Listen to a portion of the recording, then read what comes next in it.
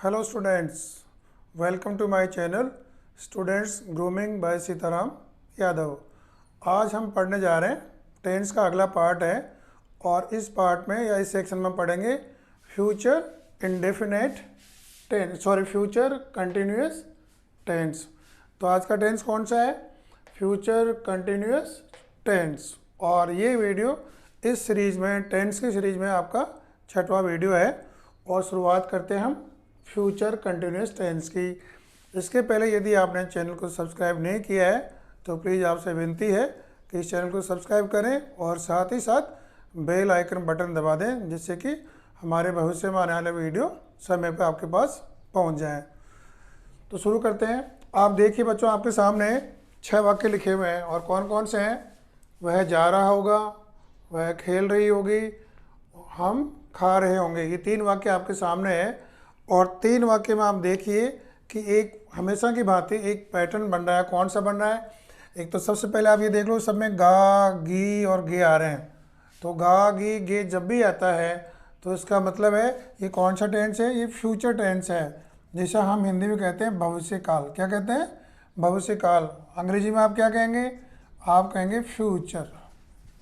तो जब भी गा, गी, गे आए तो इसका मतलब आप मान लीजिए कि ये फ्यूचर टेंस है। हम बात करें कंटिन्यूस की, फ्यूचर की, तो कंटिन्यूस कैसे पता लगेगा? तो उसके पहले हम बता चुके हैं कि जिस वाक्य के अंदर रहा आए, रही आए या रहे आए, इस प्रकार के शब्द आते हैं तो ये कंटिन्यूस टेंस को बताते हैं। तो यहाँ से आपने जान लिया है कंटिन्यूस है, यहाँ गे से आपने ये जान लिया कि ये फ्यूचर कंटिन्यूस है।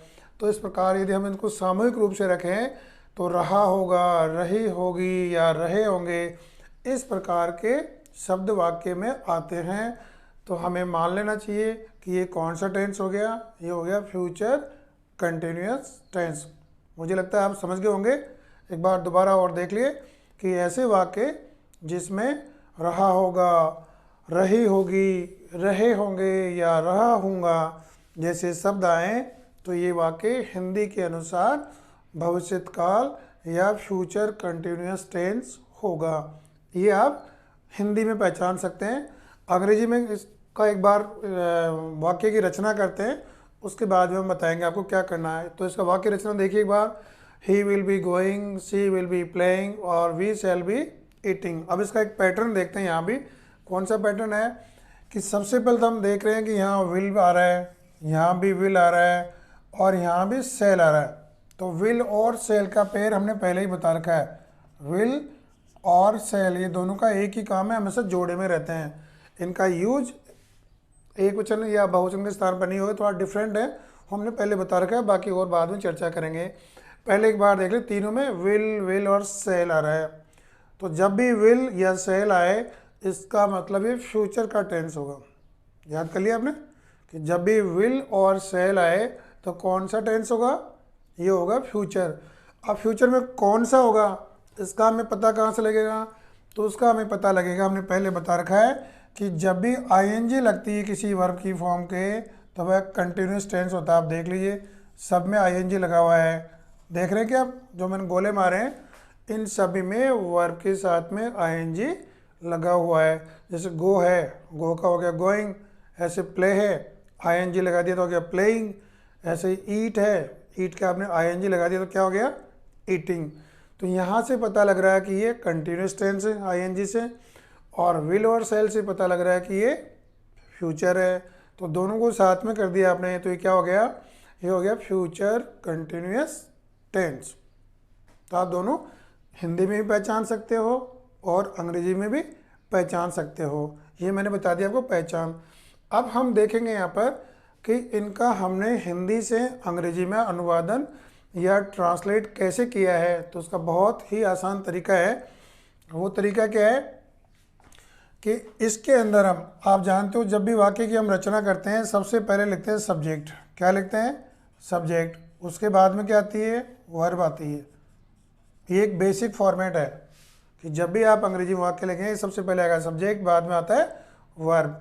सब्जेक्ट हमने आपको बता रखे हैं पहले की भांति, अपने वीडियोज़ में उपलब्ध हैं कि ये आई है, वी है, सी है, इट है या कोई नाम, सारे सब्जेक्ट हैं। इनको हमें याद नहीं करना, बहुत आसान चीज़ है। तो हमें देखने वाली चीज़ है जो वर्ब है इसको हमें देखना है।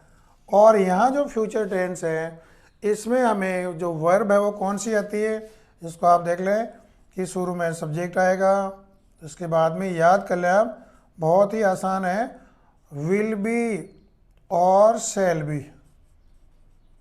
मुझे लगता है आप समझ गए होंगे ये क्या आ रहा है, विल बी और shall be plus main verb के साथ में आईएनजी लगा है।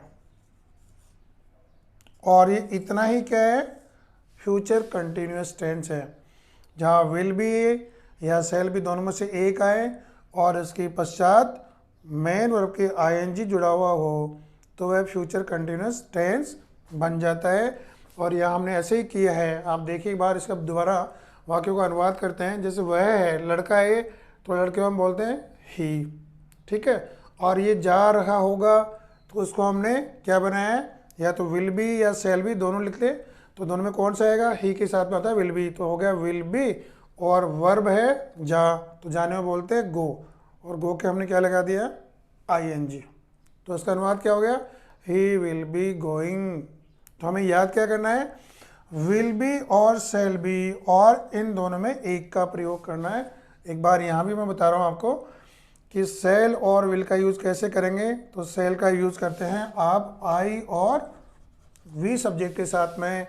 बाकी विल का प्रयोग कहाँ करेंगे, विल का प्रयोग करेंगे बाकी जो बचे हुए हैं। कौन कौन से हैं, ही है, सी है, इट है, दे है, यू है, या कोई नाम या संज्ञा, इनके साथ में विल भी करेंगे। और शैल के साथ आ गया आपका आई और वी। दूसरे वाक्य में चलते हैं। वह लड़की है ना, वह खेल रही होगी, सब लड़की है, तो लड़की को हम बोलते हैं वह, सी, ठीक है। और यहाँ वर्ब कौन सी है, खेल, तो ये आ गया प्ले, तो प्ले की आपने आईएनजी लगा दी। और ये हेल्पिंग वर्ब कौन से लेंगे, विल बी या शैल बी, तो सी के साथ में आती विल बी, तो इसका उत्तर क्या हो जाएगा, सी विल बी प्लेइंग। ऐसे ही तीसरा है, हम खा रहे होंगे, तो यहाँ सब्जेक्ट आ गया वी, और खा रहे होंगे को बोलेंगे ईट, यहाँ वर्ब है ईट और आईएनजी लगा दिया, और ये आपने विल बी या शैल बी में से एक ले लो, तो ये आ गया शैल बी। तो इसका उत्तर हो गया वी शैल बी ईटिंग। ये इसका अंग्रेजी में ट्रांसलेशन हो गया। मुझे लगता है यहाँ कोई समस्या नहीं होगी। फिर भी मैं एक बार आपको दोबारा और दे रहा हूँ कि विल बी और शैल बी प्लस वर्ब के साथ आईएनजी, इसी को हमने नाम दिया फ्यूचर कंटिन्यूअस टेंस। ये आपको इतना याद हो जाना चाहिए, फ्यूचर कंटिन्यूअस टेंस में आपको केवल विल बी और शैल बी प्लस वर्ब के साथ आईएनजी यूज़ करना है, इतना ही फ्यूचर टेंस है। और ये जो तीन वाक्य बन गए आपके सामने कौन से हैं, ये अफर्मेटिव है, AFFIRMATIV, जिसे हिंदी में क्या कहेंगे आप, हिंदी में कहेंगे सकारात्मक। क्या कहेंगे, सकारात्मक।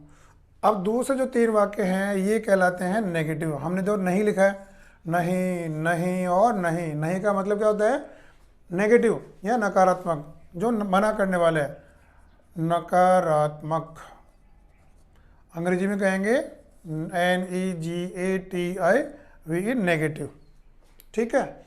अब हमें जो ऊपर हमने बनाना सीख लिया अफर्मेटिव वाक्य में, तो हमें क्या करना है, केवल यहाँ पर नहीं, नहीं को अंग्रेजी में बोलते हैं नोट, तो हमने नोट लगा रखा। देखो अब यहाँ भी नोट लिखा है, यहाँ भी नोट लिखा है और यहाँ भी नोट लिखा है, इतना ही अंतर है, बाकी वैसे का वैसा ही वाक्य आ रहा है। यदि आपने अफर्मेटिव बनाना सीख लिया बच्चों, तो नेगेटिव में बिल्कुल भी आपको जोर नहीं आएगा। केवल अंतर क्या है कि यहाँ हमें नॉट शब्द का प्रयोग करना है, हिंदी में हमने नहीं किया है, अंग्रेजी में होगा नॉट। अब प्रश्न ये उठता है कि नॉट कहाँ काम आएगा, तो इस केस के अंदर आप देखेंगे कि विल और शैल, ये तीनों हेल्पिंग वर्ब हैं और उसके बाद में हमने नॉट का प्रयोग किया है। तो याद कर लें कि विल के बाद में या शैल के बाद में हमें नॉट लिखना है, न कि गोइंग के पहले। और ये आप ऐसे कर लें कि बी के पहले ये काम में आएंगे, ठीक है।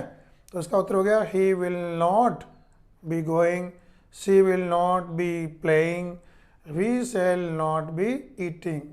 हिंदी में हो गया हम नहीं खा रहे होंगे, वह नहीं खेल रही होगी, वह नहीं जा रहा होगा। तो ये आपने सीख लिया नेगेटिव।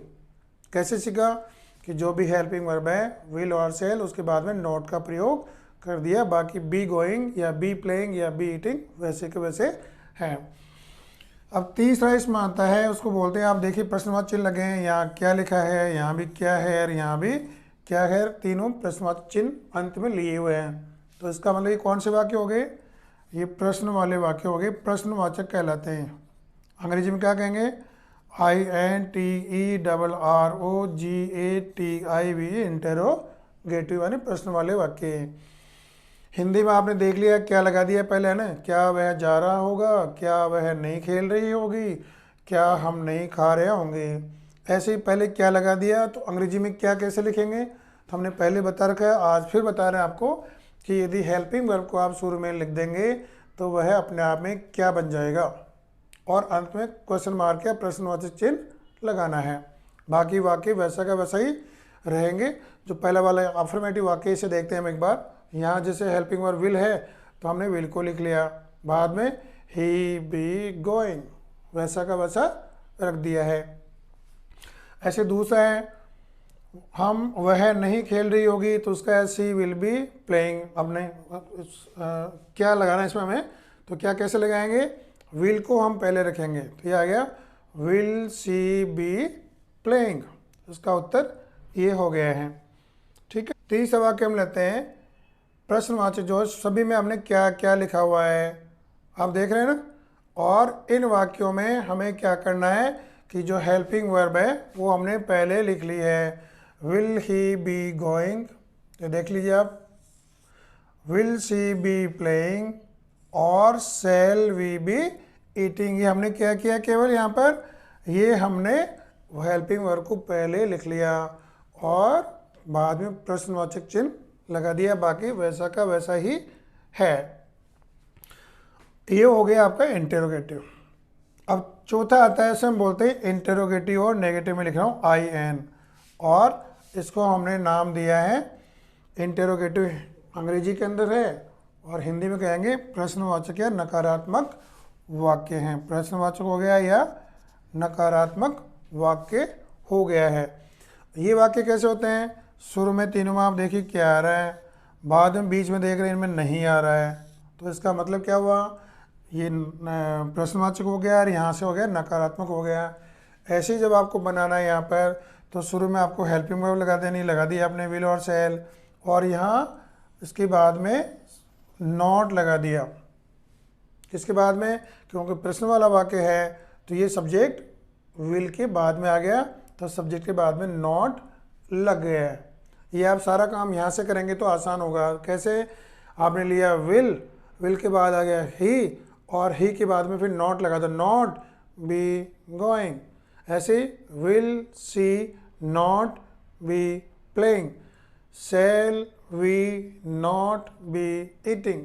इस प्रकार से आपने इसको इंटरोगेटिव और नेगेटिव बना दिया है। ये अपन ने समझ लिया कि जो फ्यूचर कंटिन्यूस टेंस है उसके बारे में हमें बेसिक जानकारी यहाँ से मिल गई है। तो अब एक बार दोबारा समरी के तौर पे हम देखते हैं कि फ्यूचर कंटिन्यूस टेंस क्या होता है। तो हम कह सकते हैं कि हिंदी के अंदर जिसमें रहे होंगे, रहा होगा या रही होगी, और अंग्रेजी में विल बी, शैल बी, और उसके साथ में मेन वर्ब के ING हो गया।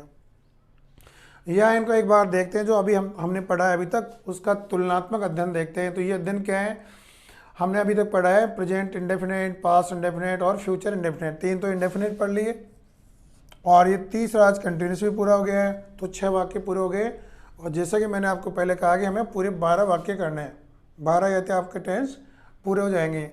अब यहाँ हमने देखा है, तो कितना आसान है, अब आपके लिए ईजी हो जाएगा कि प्रेजेंट इंडेफिनिट टेंस का मतलब होता है वर्ब की फर्स्ट फॉर्म, पास्ट इंडेफिनिट का मतलब है वर्ब की सेकंड फॉर्म, ऐसे फ्यूचर इंडेफिनिट का मतलब है विल, शैल और वर्ब की फर्स्ट फॉर्म। देखो कितना आसान है, ये याद करना आपको।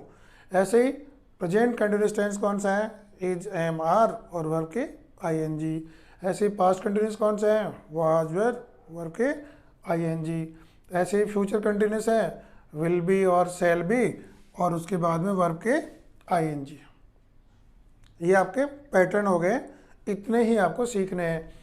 कई बार प्रश्न बनाने के लिए या नेगेटिव बनाने के लिए आपको हेल्पिंग वर्ब चाहिए, तो प्रेजेंट इंडेफिनिट में डू, डज, पास्ट में डिड, फ्यूचर इंडेफिनेट में विल और सेल।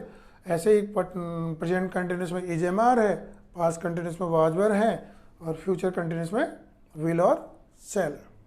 तो इस प्रकार से ये समरी के रूप में मैंने आपको प्रस्तुत कर दिए हैं। अब इनको अंत में हम जाते जाते ये देख रहे हैं कि कुछ एग्जाम्पल्स लिए हैं जो मिक्स में है। जितने आपने टेंस अभी तक पढ़े हैं उन सभी का यहाँ मिश्रित एग्जाम्पल आपको मिलेंगे। और मैं सीधा ही आपसे पूछूंगा कि जो पहला वाला है ये वाक्य यू खालिस्तान टी डेली, अभी डेली आ गया तो आप क्या करेंगे यहाँ पर बताइए। तो जब डेली आ गया तो आपका मतलब है कि वर्ब की फर्स्ट फॉर्म आती है, तो यहाँ वर्ब की फर्स्ट फॉर्म लिख दो टेक। इसका उत्तर क्या हो गया टेक। ऐसे ही दूसरा है वी खालिस्तान वर्ल्ड कप इन 1983, अभी चल रहा है 2022 और ये पुरानी सन आ गई। जब भी पुरानी सन आती है इसका मतलब वर्ब की सेकंड फॉर्म आती है। तो ये विन वर्ब है, इसकी सेकंड फॉर्म क्या होगी WON, ये वन हो गई, ठीक है ना। तीसरा है विदे खालिस्तान टुमारो। अब टुमारो क्या इंडिकेट कर रहा है, टुमारो कह रहा है कि विल और सेल के बाद में वर्ब की फर्स्ट फॉर्म आती है।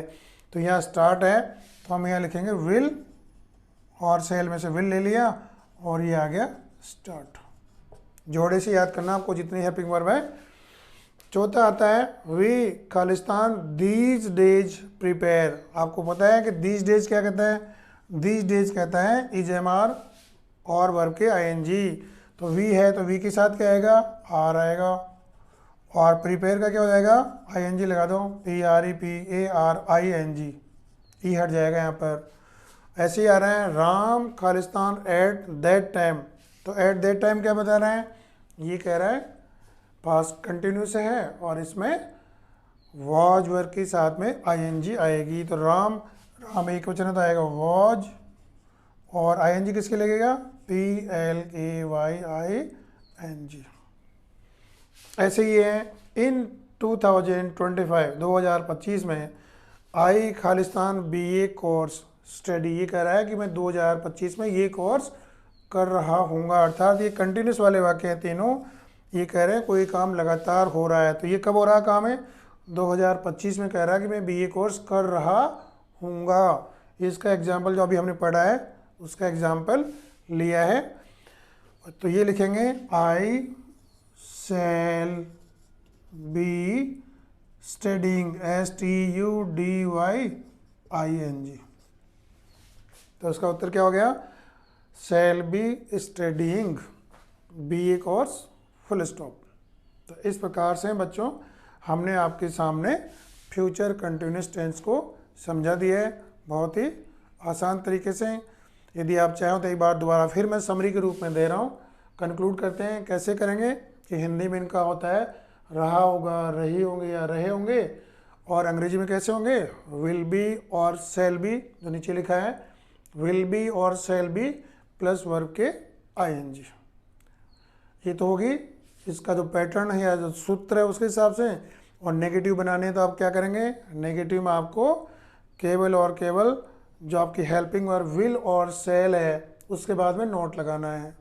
जब आपको प्रश्न बनाना है तो हेल्पिंग वर्ब को शुरू में लेना, जैसे विल सेल पहले आ गए। और वैसे ही यहाँ इंटरोगेटिव भी बनाना है और नेगेटिव भी बनाना। तो कैसे बनाएंगे आप इनको, शुरू में हेल्पिंग वर्ब ले आओ और सब्जेक्ट के बाद में नोट रख दीजिए या बी के पहले आप नोट को रख दीजिए। तो इस प्रकार से इन वाक्यों की आप रचना कर सकते हैं, इनको पहचान भी सकते हैं। और इसी के साथ में आज का वीडियो ख़त्म करते हैं यहीं पर। यदि आपको अच्छा लगा तो प्लीज़ आप लाइक करना, शेयर करें और इससे संबंध में कोई सुझाव हैं तो प्लीज़ आप ज़रूर हमें बताने का कष्ट करें। थैंक यू, जय हिंद, गुड डे।